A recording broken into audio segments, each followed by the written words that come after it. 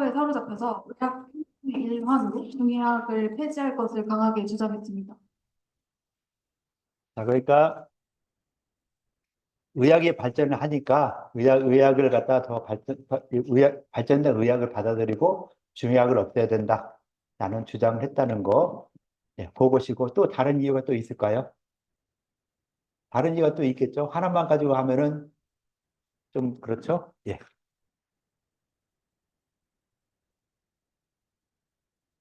그, 그, 뭐라고 하지? 국민들이 중국보다 약간 좀 서양의 것들을 좀 더 이제 뭐, 뭐 하지? 좋아한다. 좋아하고 뭔가 좀 더 숭배하는 뭐 그렇게 해야 되나? 그래서 양서업중 사상이 있었고 또 이제 그 중국 내에서 민족 허무주의가 있어가지고 뭔가 우리나라 건 좀 별로고 좀 서양 게 조금 더 좋은 것 같다 이렇게 생각했기 때문에 우리나라의 것인 중의학은 좀 폐지시키고 서양의 것을 받아들이자 이렇게 했습니다. 예. 그러니까 나름대로 그 중국이란 이런 얘기가 나올 때도 보면은 중국 자체가 굉장히 쇠퇴하고 있는 청나라 뭐 말기 이렇게 해서 중국 자체 쇠퇴하다 보니까 국민들도 야, 우리 거는 이제 다 끝났어 라는 이런 생각이 많이 있는데 또 옆에 보니까 새로운 문물이 막 일어서고 그러다 보니까 거기에 그냥 뿅 간 거죠. 그래서 거기에 뿅 간 사람들이 일반 백성들이 갔으면은 이게 진짜 중요하게 폐지가 됐었을 건데 거기에 완전히 간 사람들이 그래도 정부에서 일을 하던 사람들이 거기에 뿅 간 사람 몇 명 있었어요. 지금 뭐 보건복지부 장관처럼 좀 약간 이 또라이 같은 사람들이 있어가지고 그렇게 된 거죠. 그러니까 이 중의학 폐지를 해야 되겠다라고 하면서 정부에서 일을 하는 사람들이 중의학을 교육기관에서 없애고 그다음 중의학이라는 것도 법 체제에서 없애버려야 되겠다라고 해서 1913년, 14년, 1929년 두 번에 걸쳐서 정부가 좀 차이가 나지만은 두 번에 걸쳐서 그런 일이 있게 되었어요. 그래서 그런 거에 대해서 가만히 있으면 안 되겠죠. 한의사들이 반대를 했겠죠. 자, 그럼 한의사들이 어떤 식으로 반대했느냐 하는 거를 갖다가 간단히 누가 설명 좀 해볼까요? 뭐 중의사라 표현하지만 한의사라 표현할게요. 한의사들이 반발을 했을 거 아니에요. 자, 한약 없애겠다 하는데 여러분들 가만히 있을 거예요? 한약 폐지하는데 가만히 있을 거예요? 아니죠. 그럼 어떻게 할 거예요? 한데 마이크 대고. 티켓 들고 시위 피켓 들고 시위하겠다. 또 진짜 피켓 들고 시위 안 할 것 같으니까 네.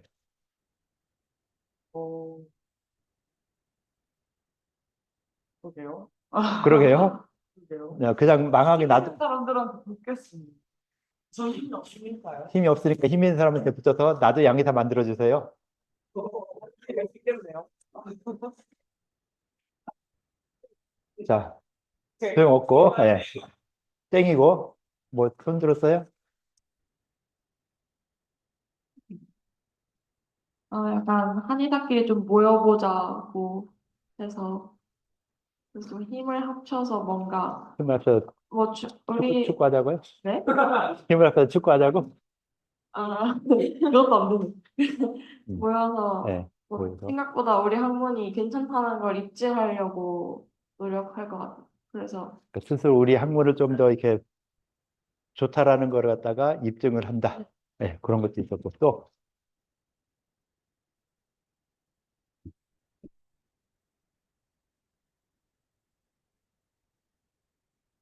어, 중의학 단체 대표 262명이 상해에 모여 전국 중의학 단체 총연회를 금방 얘기한 결성했습니다. 거잖아요.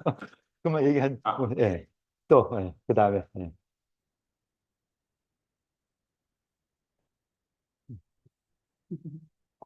옆에 주세요. 예.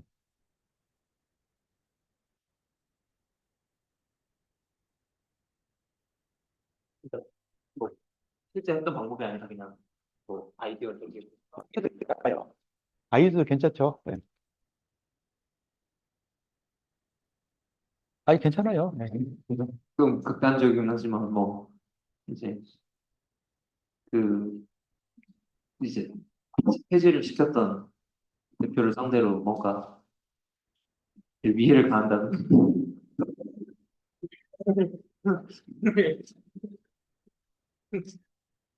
지금 대통령하고 저 보건복지부 장관을 어떻게 위해를 가겠다고 하는 거랑 거의 비슷한데 상당히 위험하죠? 예. 예. 아니, 그러니까 좀 너무 과격하지 않아도 될 것 같아요.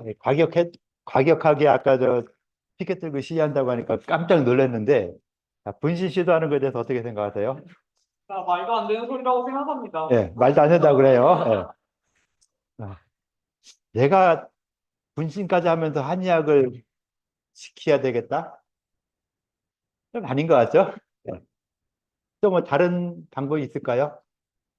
아이디어, 좋은 아이디어. 예? 아니, 한의학을 이제 부흥시키라는 그런 거에 대한 아이디어. 어떻게 하면 지금 자 한의학 없애겠어 했는데 자 여러분들이 할 수 있는 일들이 무엇인가? 자 대학생도 지금 다 저 의대에 오면은 휴학하고 나 유급 당하겠다라고 하고 있죠. 네, 또 예? 얘기해봐요. 한의학이 객관적으로 음. 뭔가 인정받을 수 있고 입증될 수 있는 근거를 계속 수집을 해서 제시를 해요. 그 이전에는 그게 안 됐다는 거네요. 한의학이 좋다라는 것이 그 이전에는 밝혀지지 않았기 때문에 그런 걸 갖다 한의학이 좋다는 걸 갖다가 홍보하겠다? 그건 아닌데, 예, 그럼 어떤 거 좀 더 추가적으로 사람들이 알 수 있게 해요. 약간 고정관념 있잖아요. 고정관념 그거를 좀 깨기 위해 공부가. 고정관념을 깨기 위해서 홍보 같은 거 좀 해야 되겠다. 실제로 그렇게 했었죠.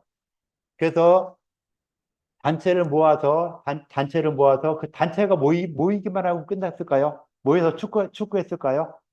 아니잖아요. 아, 한의학이 좋은 것이다. 자, 모여서 한의학이 좋은 것이라는 걸 갖다가 홍보도 하고, 그 말한 것처럼 홍보도 하기도 하고, 여러 가지 일들을 하는 것이죠. 자, 그러면은 어떠한 일을 구체적으로 단체로 모았으면은 어떠한 일을 했을 것인가? 자, 우리가 나름대로 시위도 했겠죠. 아까 피켓 들고 시위한다 했는데, 피켓 들고 시위를 했을 거예요. 그 당시에 피켓 시위가 없었으니까, 나름대로 어떤 이 시위를 했었겠죠. 그런 데 있어 시위를 안 하면 말이 안 되는 거니까요. 그래서 시위를 했는데, 시위를 하려면은 뭐가 필요해요? 돈이 필요하죠. 네. 그래서 그 관련되는 사람들이 돈을 모으는 것이죠. 지금도 뭐 의사협회에서 뭐 이 학생들 돈 준다 뭐 한다 하면서 막 그거 다 잡아내고 뭐 하고 하는 것처럼 가장 필요한데 모든 모임이 움직일 때 이 자금이 필요한데 한의사들도 자금을 모아가지고 나름대로 그런 이 협회도 만들고 그다음 또 거기에 대한 반발 운동도 많이 하고 하는 이런 과정에서 아까 홍보한다 했었고 또 한의학 자체가 좀 더 좋은 의학이다라는 걸 갖다가 말을 해내기 위해서 그래서 한의사들이 그런 쪽으로 한의학이 괜찮은 의학이다. 안 그러면은 지금 한의학이 나라가 망하는 것처럼 한의학도 망해가고 있는데 그냥 여기서 허무주의로 끝날 게 아니라 허무주의로 끝나면 나라가 망하고 한의학이 망하는 것인데 내가 그래 나라는 망해도 한의학으로 먹고 살아야 되겠다라는 생각을 가지고 한의학은 살려야 되겠다. 그래서 한의학을 살리기 위해서 한의학이 나름대로 너무 쇠퇴해 있는데 이 쇠퇴한 한의학을 좀 발전시키자. 라고 하면서 한의학을 갖다가 부흥하기 위해서 자, 우리 한의학이 어떤 점이 좋고 어떤 점이 나쁘다. 아까 이야기했었죠. 뒤에서 어떤 점이 좋고 어떤 점이 나쁘다는 걸 다 명확히 알아서 아, 우리가 나쁜 점은 좀 더 좋게 만들고 또 그러면서 서양에서 좋았던 것들을 다 우리 한의학으로도 끌어들여서 같이 쓰자. 왜? 이 당시만 해도 저작권이란 게 개념이 없었죠. 네 것도 내 거고 내 것도 내 거예요. 그러니까 네가 쓴 것도 내가 쓴 거고 내가 쓴 것도 네가 쓴 게 되면 딱 이렇게 서로 끌어 쓰다 보니까 한의사의 책에도 보면은 양방 내용이 많이 들어가 있는 이런 책들이 많이 나오게 돼요. 그래서 양방 내용인데 왜 한의학에 쓰느냐? 그 당시에는 뭐 한양방 이런 게 없었으니까 그냥 의료라는 이런 측면에서 사람을 병을 고치는데 양방 한방 필요가 아니라 한의학에서 옛날에 썼던 것이 잘못됐던 거는 현대의학으로 수정을 하자라고 수정을 하는 이런 부분들도 많이 나왔어요. 그래서 대표적인 책 중에 하나가 장정혜라는 사람이 중서회통의경정의라는 책을 썼는데 중서회통의경정의라는 책을 썼는데 황제내경에 나오는 어떤 장상론 이런 부분에 대해서 황제내경의 어떤 기본적인 의학사상 이야기하고 그림이라든가 좀 구체적인 설명은 서양 해부학적인 걸 가져와서 거기다가 또 구체적인 설명을 더 추가하고 해서 한의학과 서양의학을 융합해서 그 책을 만들어내는 이런 식의 분위기가 있게 되어서 그래서 한의학이 망한다라고 했을 때 한의사들이 우리가 공부를 더해서 한의학이 좀 더 발전시켜야 되겠다라는 이런 측면으로 발전을 하고요. 그 다음에 그 당시에 뭐 홍보하는 이런 측면에서는 잡지가 일반적인 잡지가 많이 나왔어요. 그러니까 요즘은 잡지가 거의 없지만 7, 80년 때도 잡지가 많이 많았었는데 그런 잡지들을 갖다가 그 서양에서 만들어지기 시작했던 것이 동양에 들어와서 그래서 여러 종류의 잡지가 있었는데 한의학 관련된 잡지도 이 사람들이 돈을 모아서 만들어서 출版을 하고 그래서 한의학 홍보를 하는 이런 부분이 있었고 그래서 한의학 홍보를 하기도 하고 또 의학 자체를 우리끼리만 공부해서 어떻게 안 되겠다. 그 당시에 또 교육제도가 서양에서 많이 물밑에 들어오니까 한의학에서도 이런 교육제도를 만들어야 되겠다라고 해서 실제 한의사, 돈 있는 한의사들이 학교를 차렸어요. 학교를 차려서 한의학 교육을 제대로 한번 시켜보자. 라고 해서 한의학 교육을 갖다가 혁신하는 이런 부분들이 있었죠. 그래서 중의학도 발전시키고 현대적으로 발전시키고 안 그러면 중의학을 과학화시키자, 중의학을 혁신하자, 중서医 회통을 하자라는 이런 식으로 의학을 갖다가 발전시키기도 하고 교육도 시키고 홍보도 하고 하는 이런 다양한 활동을 하면서 그러면서도 또 국민들이 우리가 이 중국이 망하니까 허무주의에 빠져 있기도 하지만은 또 그 당시에는 한약하고 양약을 따졌을 때 효과가 훨씬 좋은 게 한약이었어요.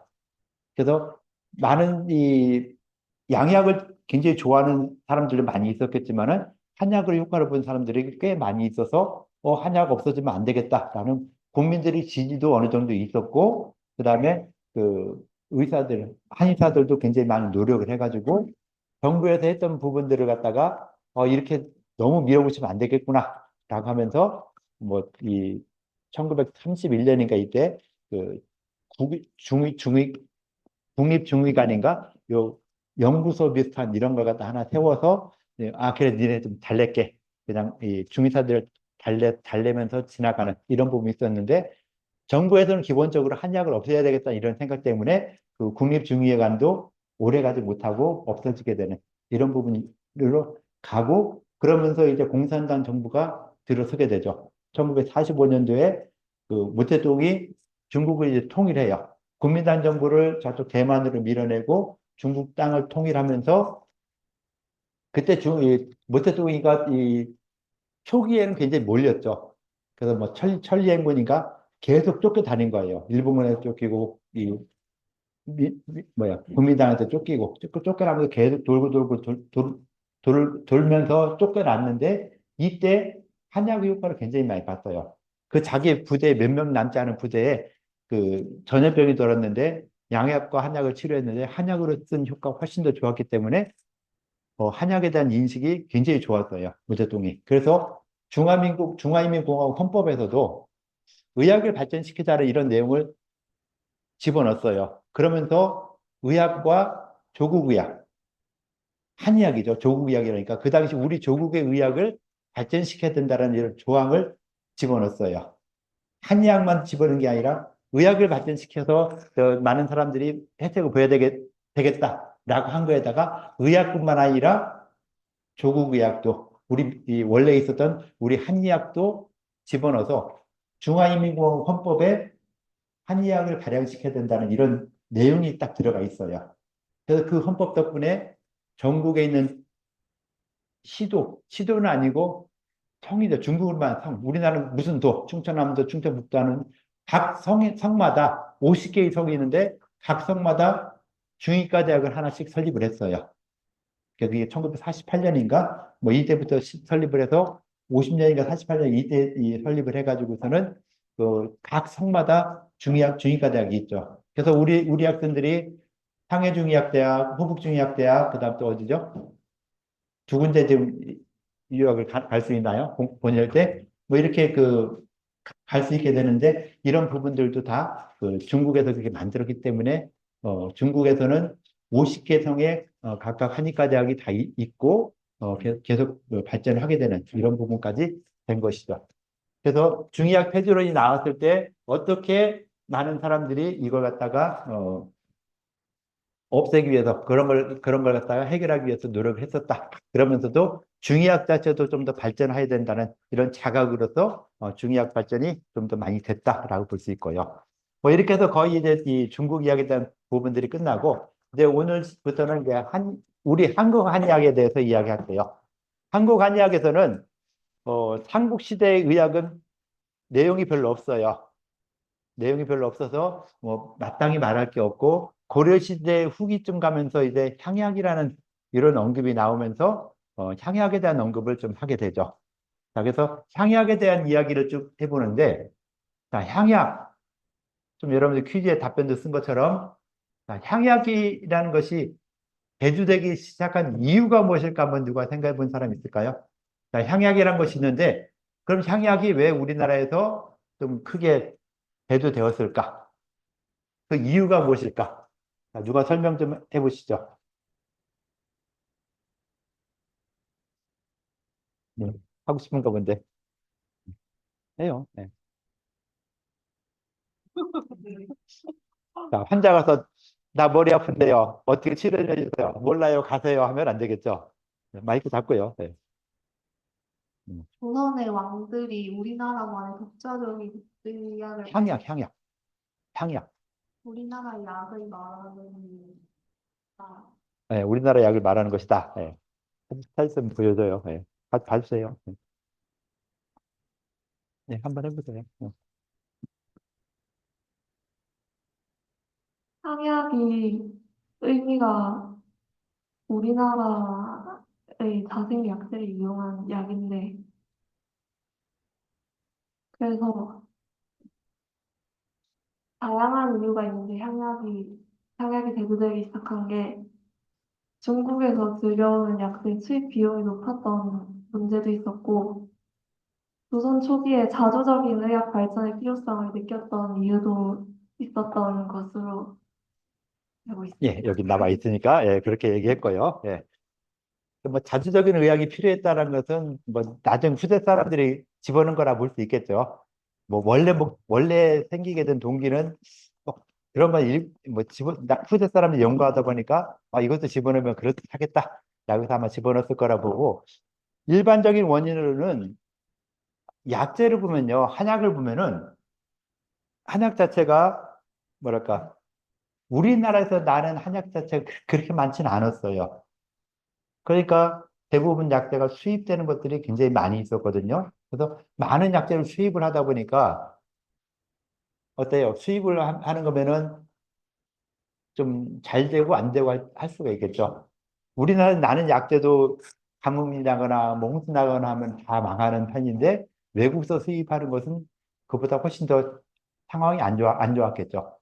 그러니까 그런 경우가 한약을 아주 주된 한약을 쓰는데 그런 경우가 많이 생긴다 하면은 불편하죠.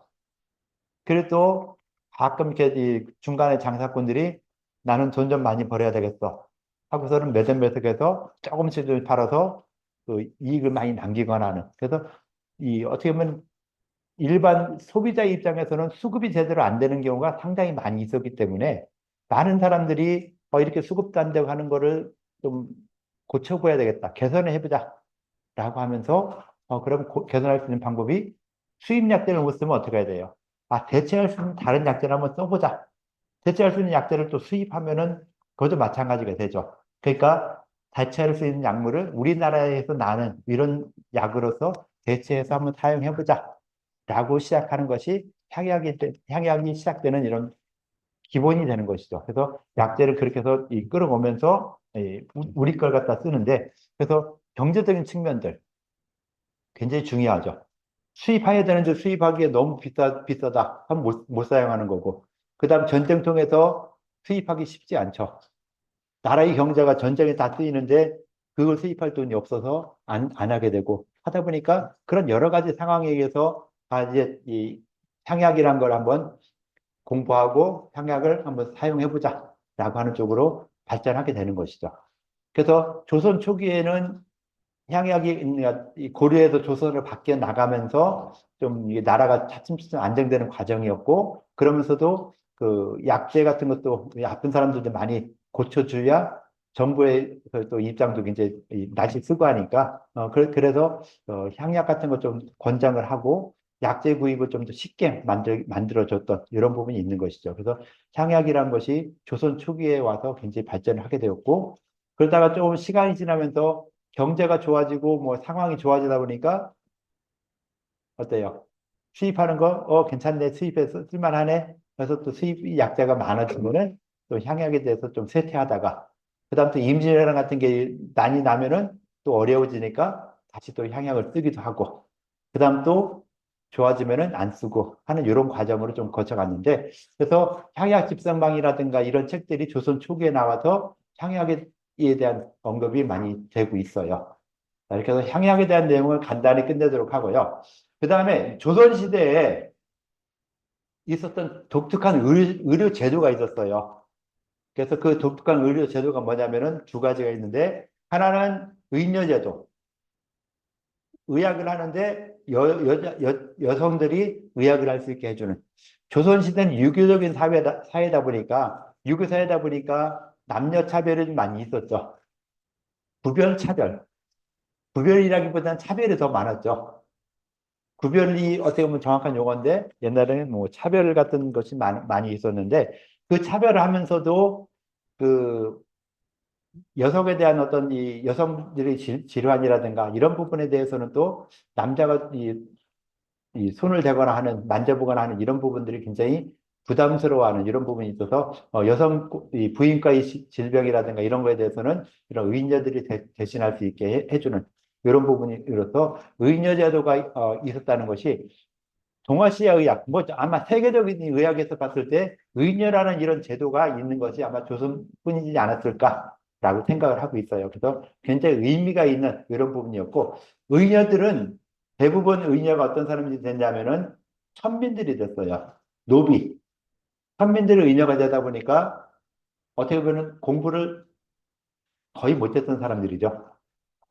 어렸을 때부터 의녀를 만들어서 의녀를 양성을 하니까 천민 출신이면서 다른 데로 좀 그중에 좀 똑똑한 친구들은 공부를 하면서 조금 더 배워서 좀 이 기술이 있는 사람이 되고 아닌 사람들은 좀 떨어지는데 그 의녀들도 공부하는 책들이 굉장히 많이 있었어요.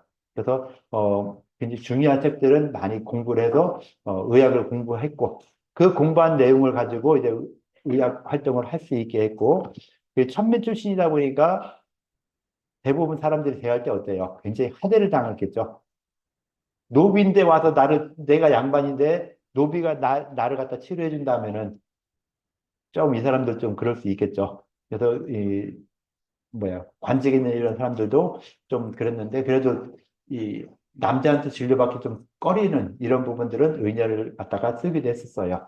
그러면서 의녀가 이 시대가 흐르면서는 점점 바뀌어서 이 천민 출신이다 보니까 너무 막대하는 이런 부분들이 있어서 막대하면서 그 나중에는 뭐 약방 기생의 역할까지도 같이 겸하는 이런 쪽으로도 변하게 되어서 그 처음에 취지와는 많이 변하게 달리된 그런 부분들이 있었는데 어찌되었건 그 의녀들을 비록 천민 출신이지만은 교육을 많이 시켜서 책도 많이 보고 교육을 시켜서 의학 기술을 전수하게 했다는 부분이 의미 있는 이런 부분이 되고요. 또 한 가지 제도가 습독관이라는 제도가 있었어요. 습독관.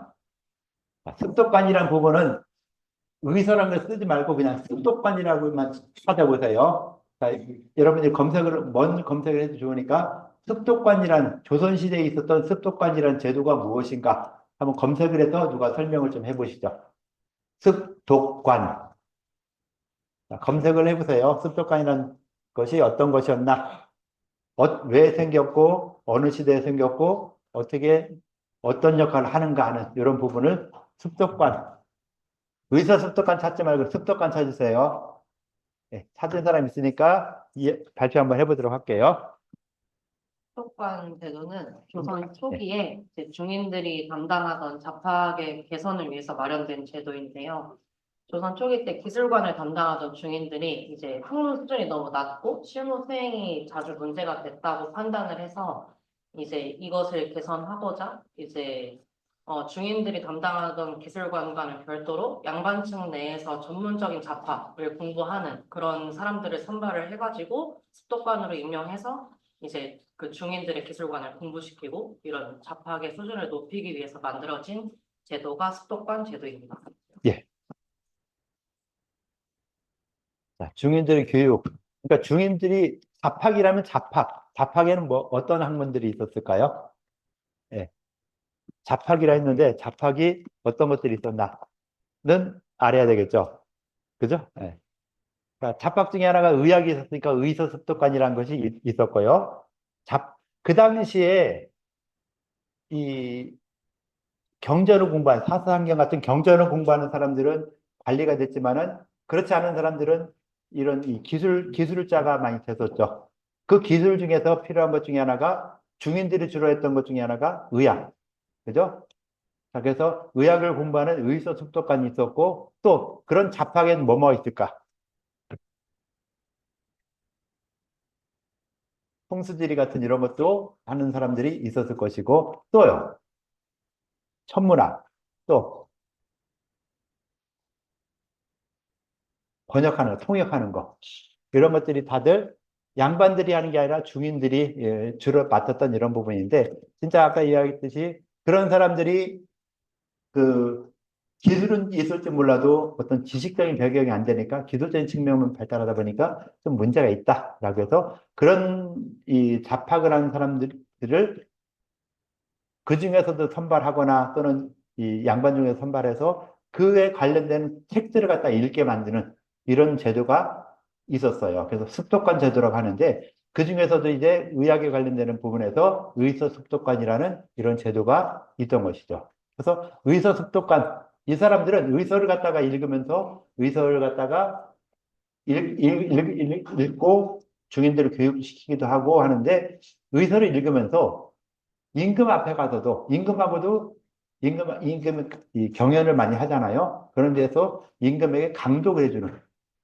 자, 임금이 나와서 강독을 듣는데 그 밑에 신하들이 강독을 같이 안 들을 수 없죠. 그러니까 습독관이 임금한테 이 의서를 갖다 가르쳐 주는데 그 주변에 있는 신하들도 같이 와서 같이 듣게 되고 하다 보니까 임금한테 그 강의를 한다는 게 쉽지가 않겠죠. 여러분들 나와서 발표하는 것도 쉽지 않은데, 그죠? 그런데 그것이 임금이나 딱 이런 사람이 와서 딱 쳐다보는데 이 강독해라. 잘못하면 죽음이죠. 그래서 그렇게 굉장히 부담스러운 자리지만은 그만큼 임금의 총애를 받을 수 있는 이런 또 자리가 되기도 했었죠. 그래서 의서에 대한 공부를 많이 하다 보니까 내 목숨 걸고 의서를 공부해서 강독을 해줘야 되겠죠. 잘못하면 죽음을 당할 수도 있으니까. 네. 그러다 보니까 의학에 대한 부분들이 굉장히 많이 발전하게 됐어요. 그리고 또 그 책을 많이 읽은 사람들이 많아지다 보니까 새로운 책을 편찬할 때 의사 습득관을 다 모아가지고 책을 편찬해라. 나가면은 훨씬 좋죠. 동의보감 편찬이 나중에는 허준 혼자 했다고 하지만은 처음에는 어땠어요? 의사들 이 어인이나 이런 사람들을 다 모아가지고 그 사람들이 같이 공동으로 편찬을 시작을 했었죠. 자, 어이 정도 되면은 그래도 이 지식과 어떤 학문도 좀 뛰어나게 돼야 어이까지 될 수 있겠죠. 뭐 아무리 실력만 좋다고서는 어이까지 된다는 거는 좀 어려울 수 있고 나름대로 그 실력도 있고 그 어떤 학문도 있는 이런 사람들이 모여서 어이를 하게 되는데 이런 사람들을 어이까지 될 정도까지 하는데도 이런 의사습득관들이 굉장히 많은 역할을 하고 그런 여러 사람들이 모여서 책을 쓰는데도 굉장히 많은 도움을 줬었다라고 볼 수 있어요. 그래서 의사습득관이 자 오늘 이 수업할 내용, 인공지능에게 물어볼 내용은요, 이거예요. 의사소통관이 정의가 무엇이고, 생긴 목적이 무엇이고, 어떤 역할을 했었고, 어떤 발전 과정을 거쳐서 쇠퇴하게 되었나. 이걸 갖다가 500글자 정도를 써서 발표하는 거예요. 자, 발표하는데 질문을 일단은 처음에 하는 걸 갖다가 여러분이 따로 쓸 필요 없어요. 그냥 같이 모여서 할 거니까 질문은 여러분들이 직접 만들어야 돼요. 그래서 그 질문을 그대로 올려놓고서는 이야기해 볼게요. 자, 그리고 인공지능이 우리가 지금 요 LM의 협업이라고 해서 중위 표준어에 대해서 알려줘 하고 표준어는 이렇게 쫙 써주면은요. 이 문제와 답을 써준 것이죠. 예시를 하나 들어준 것이죠. 그래서 이렇게 예시를 들어서 이 인공지능에게 명령을 내리면은 좀 잘 작성을 해준다는 거. 그런 내용이 있었고요. 그 다음에 또 이런 시험 문제 같은 경우는요. 예를 들어 웃긴 게, 자, 지금 내가 쓴 게 이렇게 문제에 대한 답을 이렇게 썼는데, 이거 내가 점수 주기 한 50점뿐이 안 돼. 좀 더 추가해서 한 90점 되게 만들어줘. 라고 이렇게 문제를 내면은, 명령을 내리면 다시 써서 좀 더 좋은 쪽으로 간다 그래요. 그래서 인공지능도 거의 뭐 사람하고 비슷하다라고 볼 수 있겠죠. 틀린 거 제가 끝까지 틀려도 맞다고 우기는 거. 여러분들하고 비슷하다 그랬잖아요. 아까도 그래서 진도가 못 나갔어요. 중간에 수업을 끝나게 됐는데 이게 아니야 이거야 라고 하는데도 계속 딴소리만 해야 되고 해가지고서는 끝냈는데 여기도 그러니까 이 얘가 말할 때 그건 점수를 봤을 때 50점이니까 한 90점 되게 수정을 해줘 라고 하면은 또 내용을 좀 수정을 한다고 하는 이런 부분도 있으니까 그런 명령을 내리는 것도 괜찮아요. 그래서 내가 이렇게 했을 때 이런 문제에 대해서 이런 답을 냈을 때 이게 50점뿐이 안 되니까 90점 되게 바꿔줘 라고 하면은 또 바꿔줄 수 있을 거예요. 자, 그래서 지금 일단 조별로요. 여러분들이 그 구글 문서에서 조별로 아직 쓰지 마세요. 다 쓰는 거 다 지울 거니까 조별로서 어떻게 할 거냐면은 조별로 자, 의사소통관이 생긴 아까 이 정의, 그 다음에 생긴 목적, 그 다음에 발전 과정, 어떤 역할을 했었나, 그 다음 쇠퇴하는 과정, 이런 부분들에 대해서 답안이랄까? 그걸 하나씩 써주는데요. 자, 구글 문서에서 쓰도록 할게요.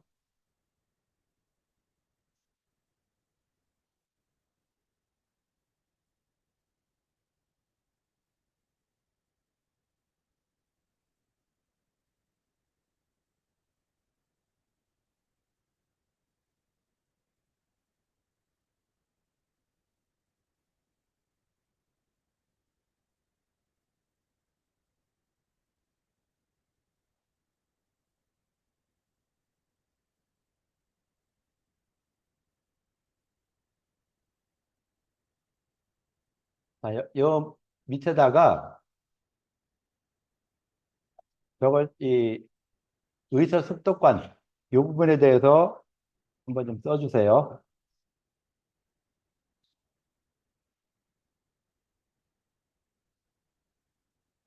자, 옆에다가 쓰는데 상의해서 하나만 쓰시면 돼요. 아까 자기네가 이야기하고 싶은 거 한 사람만 쓰면 되니까 한 가지 내용만 써서 한번 답변을 올려보세요.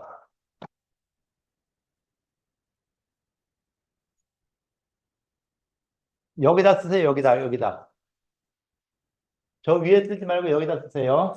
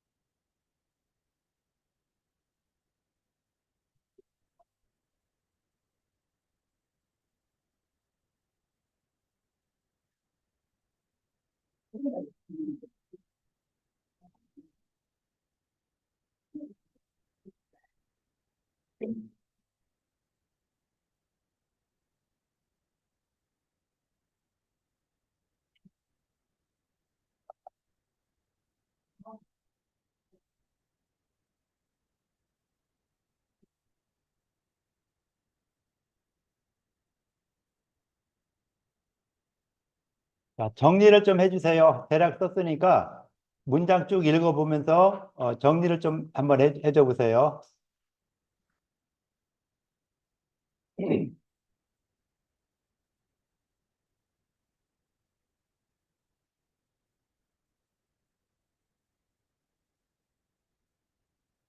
자, 우리가 지금 하는 목표가 의사소통관에 대해서 발표를 하는 게 목표죠. 그 발표 자료를 만드는 것이고, 그 발표 자료를 만들기 위해서 발표 내용을 여러 번 읽으면서 공부하면서 그 내용에 대해서 암기까지는 아니어도 내용을 전체적으로 이해할 수는 있겠죠. 이해하고 설명할 수 있을 정도까지 되기 위해서 이런 질문을 하고 이런 문제 나온 이런 부분에 대해서 여러 번 읽고 고민하고 할 수 있는 이런 시간이 될 것 같아요. 자, 다 됐으면요. 전체적으로 한번 쭉 읽어보면서 어느 조건을 가지고 이야기하면 좋을까? 한번 좀 선발 한번 해보시죠. 다른 조에서 쓴 내용 한번 쭉 전체적으로 읽어보세요. 내용들은 비슷하니까 쭉 한번 읽어보고 어떤 조건 가지고서는 이야기하면 좋을까? 인공지능에게 명령을 내리면 좋을까? 자, 이야기 한번 해서 같이 한번 읽어보시고 이야기해 보세요. 쓰는 거 중요한 게 아니에요.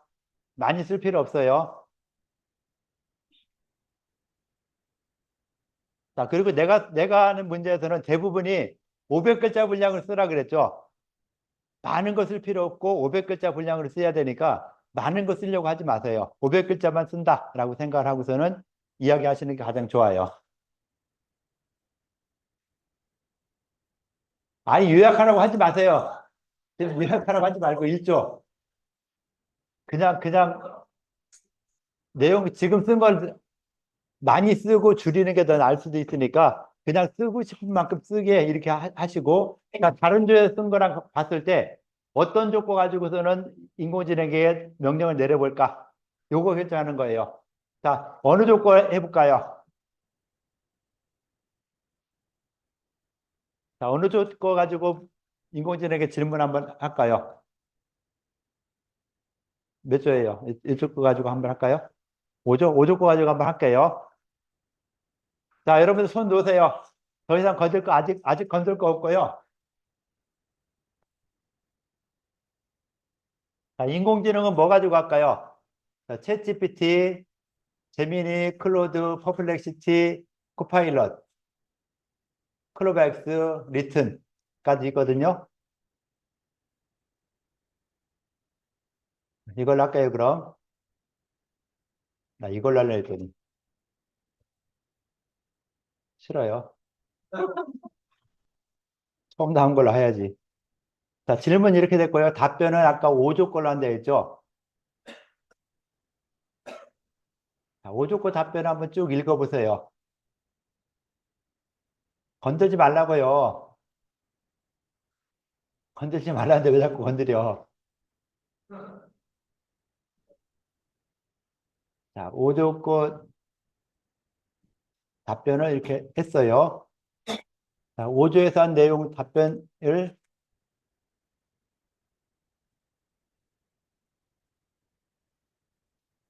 자, 여기다가 학생 자료에서 5조 거 답변을 쓸게요. 쓰고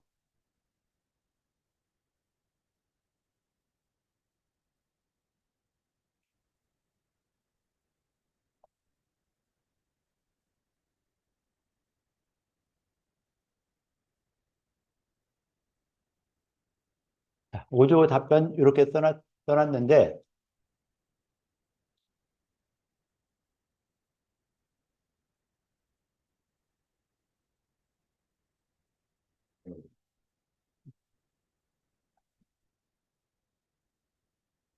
자, GPT한테 요 문제에 대해서 답변을 이렇게 했다라고 했죠. 자, 이제 GPT한테 명령을 다시 내려야 되겠죠. 그죠? 자, 내용이 이러니까 이 내용에 대해서 명령을 다시 내리면서 이야기할 수 있겠죠. 자, 그러면은 문제가 이렇고 답변이 이렇다. 그러면 GPT한테 어떤 명령을 내려야 이 답변한 내용을 요약하거나 답변한 내용을 좀 더 수정하거나 좋게 만들 수 있을까에 대한 질문을 좀 해야 되겠죠. 명령을 다시 내려야 되겠죠. 그 명령문을 한번 다시 작성해 보세요. 요 각 조별로 명령문 작성을 한번 개인별로 다 써보세요. 개인별로 다 어떤 명령을 내리면 좋겠느냐라는 거를 명령문 한번 쭉 써보시죠. 자, 어떻게 질문하여 어떻게 물어봐야 좀 더 우리가 원하는 목표에 맞는 답변을 할 것인가? 자, 개인별로 쓰세요, 개인.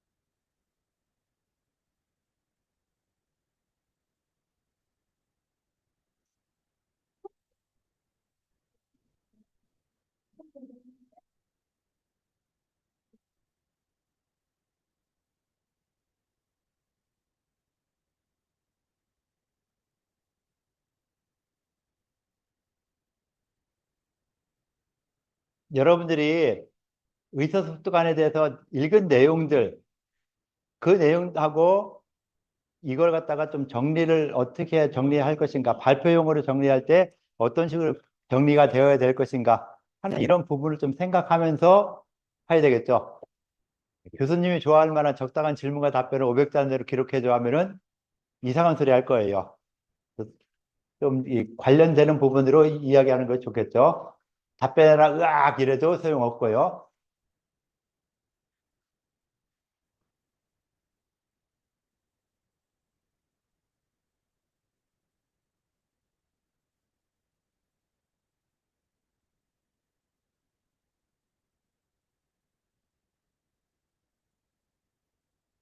자, 그만하세요.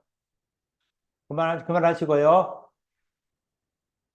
수정할 부분 뭐 수정해줘. 500자로 정리해줘. 뭐 이런 식으로 대부분 썼어요. 그만 쓰세요. 자, 그만하시고 손 놓으세요. 자, 아까 이 처음에 내가 이야기했었죠. 그 예시를 주면 좋다 하는 거 예시는 벌써 준 것이고 그 다음에 이것은 이런 점수가 뭐 50점쯤 못 주니까 100점짜리 만들어봐. 뭐 이런 식으로 한번 명령을 내려볼게요. 여러분들 쓴 내용에서 보면은 건들지 말라니까 김민주, 김윤, 예, 그만 건들고요. 꼼꼼히 건드려야 돼. 이런 부분 써야 지금 내용도 어떻게 보면 좀 많은 내용이 되죠. 보통 500글자 이상이 되고 이러니까 500글자 정도로 줄이는 게 최종 목표인데 내용이 충분히 들어가야 되겠죠. 내용이 들어가면서 좀 줄여야 되는 이런 부분이어서 수정할 계산 부분이 있다면 반영해서 다시 답변해 달라. 이런 식으로 하면은 크게 답변을 못 해요. 그래서 이 처음에 비판적으로 분석해 달라고 분석을 하는데 비평적으로 나쁘게 분석을 해달라. 아주 안 좋은 쪽으로 분석을 해달라고 명령을 주면은 대부분 잘 썼습니다. 그런데 이러이러한 부분을 더 넣어야 됩니다. 이런 식으로 답변을 많이 해주거든요. 그래서 그걸 넣어야 되면은 그럼 그 내용 분석 반영해서 다시 써자 하면은 그 내용이 들어가서 다시 써주고 하는 이런 식으로 문제가 나오는데 점수가 아까 말한 것처럼 50점 정도뿐이 안 되니까 90점 되게 만들어줘. 이렇게 명령 한번 내려볼게요. 안 그러면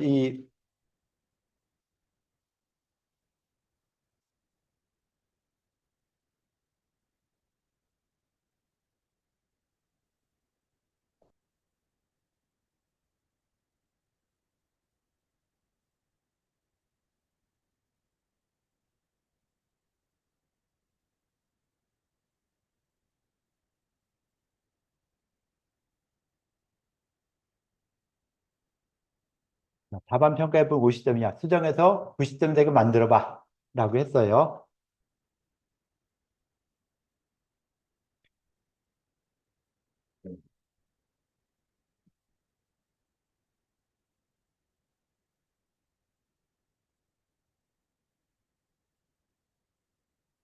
예, 이렇게 나왔거든요. 요거 한번 보여줄게요. 넘겨줄게. 이건 발표용에다 한번 넣어볼게요. 발표용에다가 이렇게 나왔어요. 자, 이것도 한번 읽어보셔야 되겠죠. 자, 이거 읽으면서 이제 여기다 또 수정할 내용을 또 어떤 부분이 추가됐으면 좋겠다, 어떤 부분을 뺐으면 좋겠다, 어떻게 바꿨으면 좋겠다는 것이 또 나와야 되겠죠. 한번 쭉 읽어보세요.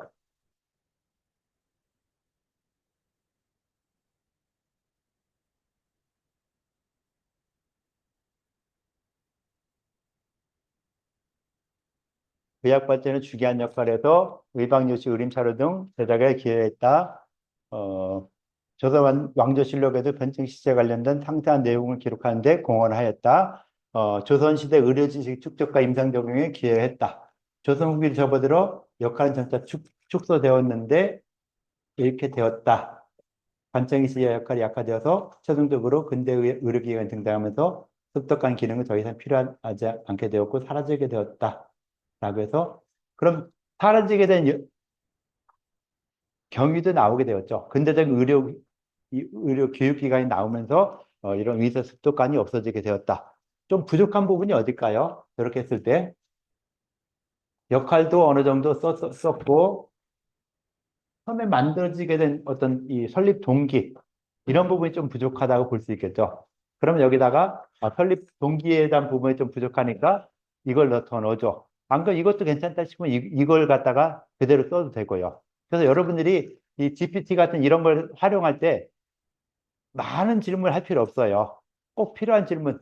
우리가 이 내용, 이 의사 습득관에 대해서 발표할 때 이 정도 내용으로 발표하면 되겠다 싶을 정도로 써주면 되겠죠.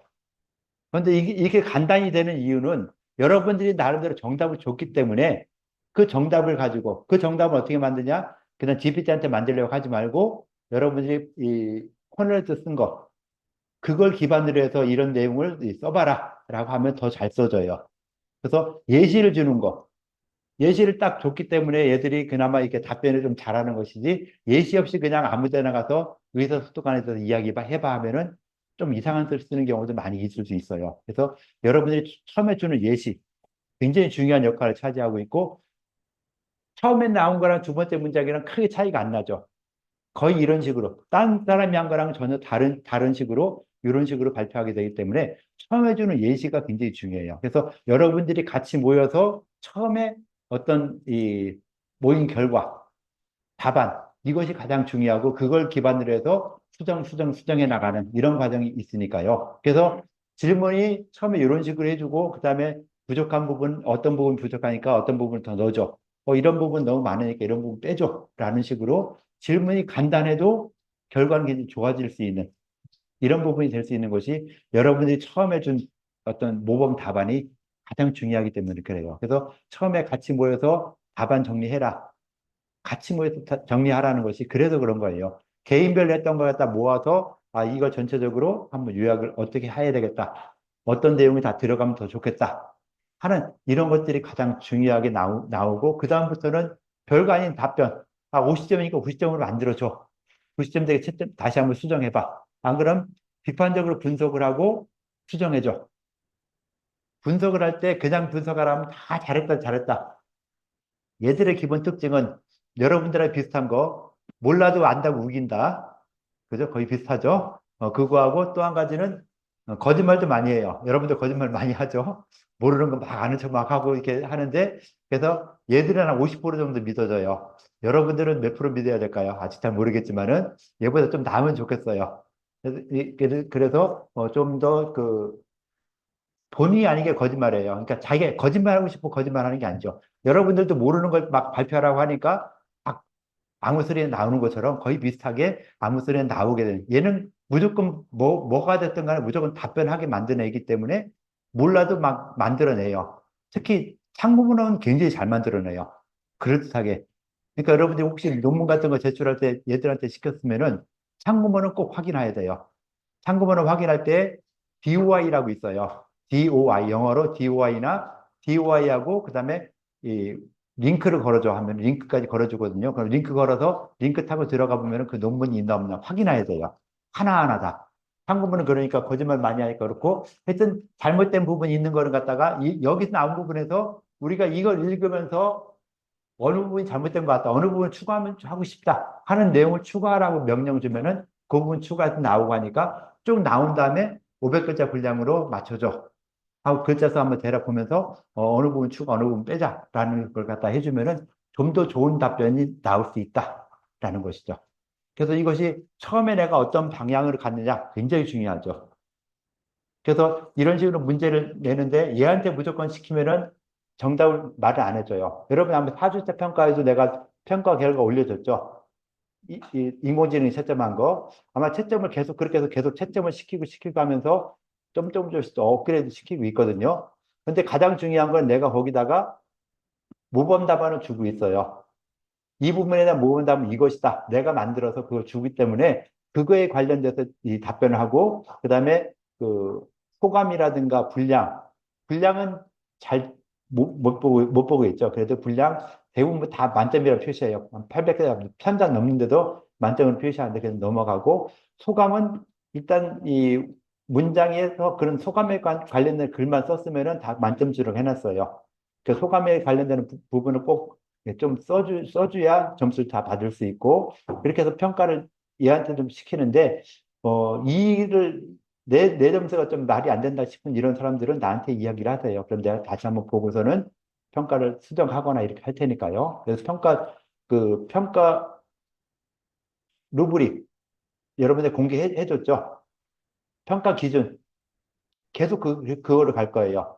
내용 전체에 대한 거 50점, 그 다음 뭐 20점인가 30점이 또 뭐 정확성인가 뭐 이런 거 하고 10점, 10점씩 해서 분량과 소감. 소감 안 쓰면 점수 깎이니까 소감 꼭 써주도록 하고, 이렇게 갔을 때 지금도 이렇게 인공지능 채점만 가면 결과 보시고서는 좀 어떤 쪽으로 더 이야기 됐으면 좋겠다 하는 것도 건의사항이 있으면 얘기를 해주세요. 그래서 내가 명령을 바꿔서 좀 더 좋은 답변, 좋은 결과 나올 수 있도록 한번 해보도록 할게요. 그래서 가능하면은 내가 채점하면은 처음 사람 읽은 거나 마지막 사람 읽은 것이 채점이 똑같은 답변인데 채점이 달리되는 경우가 있을 수 있어요. 그런데 얘는 그런 걱정은 좀 덜 하죠. 나름대로 이 평가 기준이 명확하게 있으니까 거기에 맞춰서 하고 그래서 평가 기준 명확하게 줬고 모범 답안 주고 해서 그리고 평가를 일반적으로 하려 했더니 너무 잘 줘요. 그래서 안 되겠다. 평가를 엄격하게 해라. 조금이라도 틀린 거, 뭐, 오류가 있으면 무조건 점수 깎아라. 라고 했고, 이렇게 해서 보는데 내가 또 이렇게 봤을 때, 그러니까 여러분 이의 신청에 있어서 이의를 받아들여서 내가 봤을 때, 틀린 거 있으면 그거는 점수가 더 이상 못 나가요.